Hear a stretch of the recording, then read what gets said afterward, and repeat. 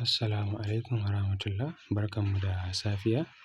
Insha Allahu ga shi za mu yi binary trading price action 1 minute trade insha Allah. Zan nuna muku yadda ake trading da key level ko mu ce support and resistance insha Allahu. Sai ku tsaya ku gani. Mun samu gap up already. Na tafi da bias immediately a wannan gurin tunda na san gurin gashi nan strong key level ne. Sannan kuma market ɗina ta tabbatar min da bias su suke da wannan zone ɗin. That is why I go with bias. Yawwa. So first in ka zo abin da ya kamata ka fara yi shine za ka zazzane duk inda kake da key level. Ka jira market ɗinka ta reaching ma key level ɗin da kake target.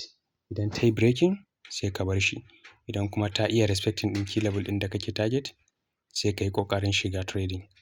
Yawwa. So wannan shine yanda ake amfani da support and resistance. So yanzu ina ne target ɗina? Target ɗina wannan zone ɗin ne. Gaba ɗaya wannan zone ɗin.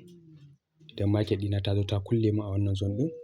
So kuma na ga tabbacin market ɗina ta kulle min at key level zan iya shiga trade. Yawwa. So nan ma zan tafi da bias immediately amma sai candle ɗina ya dawo. Ya reaching min wannan key level ɗin sai ya yi retesting daga jikin to rejection. One saura ɗaya ya iya dawowa dai. Sai ya dawo jikin key level ɗin immediately sai mu shiga trade. Duk da gashi time ya kusa ƙarewa. Idan bai dawo ba sai mu rabu da shi kawai. Yawwa. Ya yi rejection daga jikin key level ɗin so inda mun shiga ma zai iya tafiya. Amma dai muna neman confirmation ne. Yawwa. So in dai za ka trading ya zama cewa kana da haƙuri sosai, very consistency. Kar ka zama kana fear of missing out. Ma'ana FOMO kenan. Candle bai ma abin da kake so ba kawai don ka ga time zai ƙare ko kuma wannan candle ɗin zai wuce ka shiga trading at any time ko kuma anywhere inda candle bai kamata ya rufe ma ba ma kuma ya zo ma ka shiga trade a wannan gurin. Yau so za ka dinga faɗuwa gaskiya.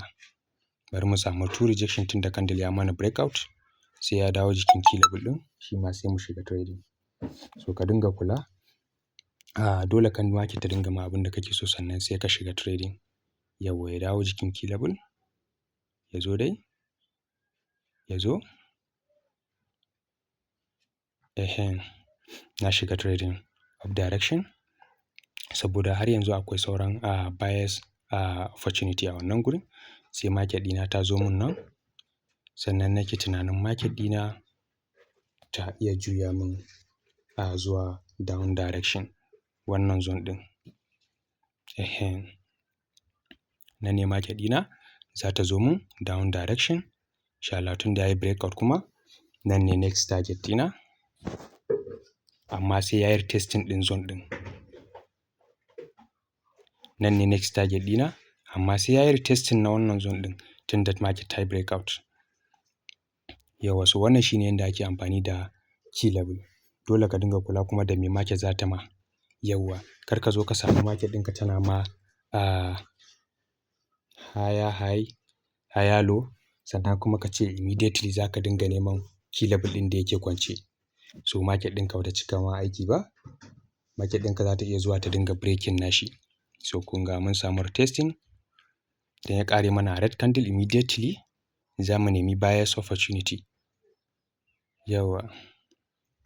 Duk wani ɗan class ɗina ya san wannan karatun da muke yi.